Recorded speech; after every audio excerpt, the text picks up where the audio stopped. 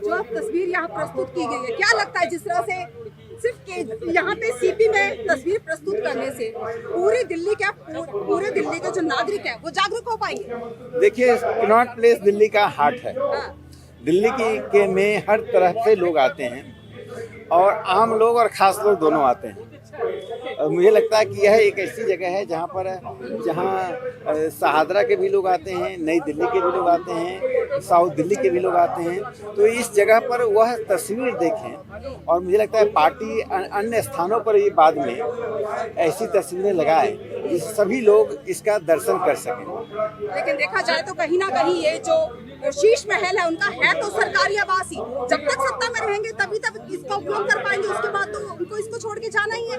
देखिए, छोड़कर तो व्यक्ति को पृथ्वी को भी जाना पड़ता है। मैं इतना ही जानता हूँ कि एक जनप्रतिनिधि को न्यूनतम सुविधाओं के साथ जीना चाहिए।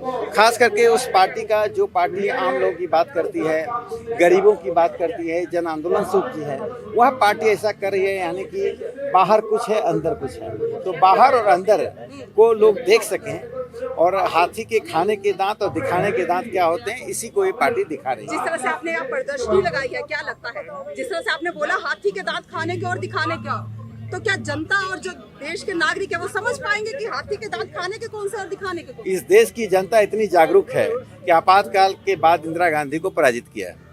रायबरेली दिल्ली से दूर है, लेकिन देश के अत्याचार को रायबरेली ने स्वीकार किया, अमेठी ने स्वीकार किया। दिल्ली की जनता को मैं देश के प्रबुद्ध जनता में मानता हूँ।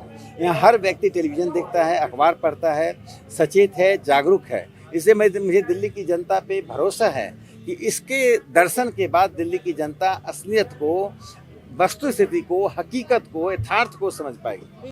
तो पूरे देश में कोई ईमानदार नेता नहीं है। देखिए, हम तो सिर्फ इतना ही जानते हैं कि जो लोग आम आदमी पार्टी के बैनर से आम आदमी की बात करके, गरीबों की बात करके, झुग्गी में रहने वालों को हथियार बनाकर सत्ता में आए हैं, उनका दायित्व था कि उनके लिए जिएं और मरें। एक गरीब आदमी जब किसी जनप्रतिनिधि के घर जाए तो उसे लगे नहीं कि मैं राजमहल में आया हूँ।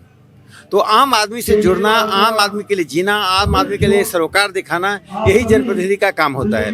उसका विपरीत दृश्य दिखाई पड़ रहा है, तो दिल्ली की जनता के सामने हमने छोड़ दिया है, वो निर्णय करे कि जो उनका प्रतिनिधि है वो उचित कर रहा है या अनुचित कर रहा है। ये जो पूरा प्रदर्शनी लगाई गई है, चुनाव से पहले क्यों लगाई गई? 2024 के लिए ये प्रोपेगेंडा चला जा रहा है। देखिए, जो यथार्थ है वो जनता के सामने रख रहे हैं। चुनाव हो या ना हो, चुनाव में तो अभी 1 साल का समय है और देश में लोकतंत्र में तो चुनाव होना ही है। चुनाव होना कोई असामान्य बात नहीं है। चुनाव सहजता के साथ होता है और जनता के सामने हम अपनी बातों को लेकर जाते हैं। तो दूसरी पार्टियां क्या कहती हैं, क्या करती हैं, कहने और करने के अंतर को हम दिखा रहे हैं। संजय सिंह कहते हैं कि जो प्रधानमंत्री है, देश के प्रधानमंत्री नहीं, वो सिर्फ अडानी के प्रधानमंत्री है। इस पर आप देखिए, प्रधानमंत्री नरेंद्र मोदी जी गरीबों के लिए जीते हैं। उसका एक प्रमाण मैं भी दे रहा हूँ कि ग्रामीण गरीबी, यानी ग्रामीण क्षेत्र की गरीबी 32% से घट के पिछले 9 साल में 19% रह गई है। शहरी गरीबी लगभग 8% घटी है। तो यह प्रधानमंत्री की योजनाएं यदि आम लोगों के लिए नहीं हो, आयुष्मान योजना है, जनधन योजना है, उज्ज्वला योजना है, ऐसी सैकड़ों योजनाएं प्रधानमंत्री ने दी है। उन योजनाओं से गरीबों को ही लाभ हो रहा है। प्रधानमंत्री नरेंद्र मोदी जी की आत्मा गरीबों की आत्मा है, शरीर गरीबों के लिए है।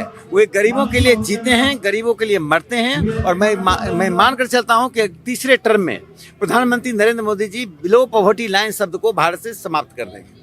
गरीब के लिए जीते, गरीब के लिए मरते हैं, लेकिन गरीब ही कहते हैं कि महंगाई बढ़ गई है। गरीब के लिए मोदी जी काम नहीं कर रहे। किसान के लिए जो वादा किए थे कि किसानों के लिए डबल काम करेंगे, वो काम नहीं हुआ है। इवन यहाँ तक कि रोजगार और शिक्षा को लेकर बहुत बड़ा सवाल उठ रहा है। इस पे क्या कहेंगे आप? देखिए, किसानों को जो डिजिटल पेमेंट होता है, आज़ादी के बाद कब किसानों के खाते में पैसा गया?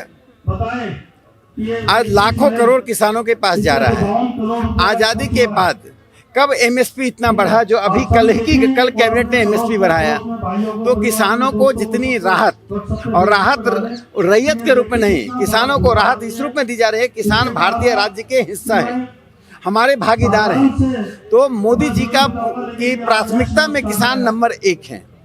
जो लोग कहते हैं उन्हें दिखाई नहीं पड़ता है। मोतियाबिंद के लोगों को भी किसानों को मिल रही राहत दिखाई पड़ रहा है। और ये बात आप किसी किसान को जाकर बताएं, बड़े किसान को राहत हो न मुझे नहीं मालूम, लेकिन छोटे लघु और मध्यम किसानों को जितनी राहत अभी मिली है उतनी राहत पिछले 200 सालों में नहीं मिली थी। विपक्ष कह रही है देश का युवा उनके साथ है क्योंकि बीजेपी बेरोजगारी पे काम नहीं कर रही है, इसलिए देखिए क्योंकि वो निकाल नहीं रही है। राहुल जी के साथ युवा क्या सीखेगा, क्या करेगा, वो राहुल जी को भी पता नहीं है।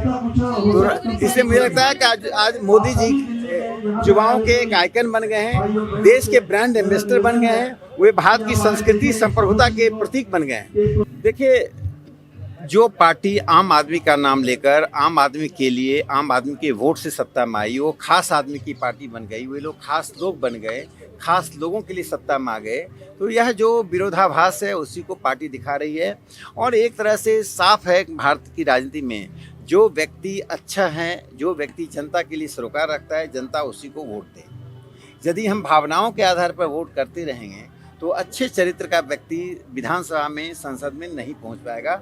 यही संदेश प्रधानमंत्री नरेंद्र मोदी जी लगातार दे रहे हैं। और प्रधानमंत्री जी का जो अपना जीवन है वह जनता के लिए, देश के लिए किस प्रकार समर्पित है, पूरी जनता, पूरी दुनिया देख रही है। इसीलिए आज दुनिया के सबसे लोकप्रिय व्यक्ति हमारे देश के प्रधानमंत्री हैं। यह हमारे देश के लिए एक सम्मान का विषय है। अडानी को लेकर सर एक प्रेस कॉन्फ्रेंस करी जाती है कल राहुल गांधी की तरफ से, बोलते हैं कि स्विच ऑन करते ही पूरा पैसा अडानी की जेब में चला जाता है। देखिए, भारत के प्रधानमंत्री नरेंद्र मोदी जी आयुष्मान, जनधन, उज्ज्वला योजना के लिए जाने जाते हैं। आज गरीबों तक वह एलपीजी गैस का सिलेंडर पहुंच रहा है। आज देश के उन गांवों में बिजली पहुंची जिन गांवों में पहले बिजली नहीं पहुंची थी। सड़कों की स्थिति आप देख रहे हैं कैसे परिवर्तन हो रहा है। दुनिया से निवेश हो रहा है।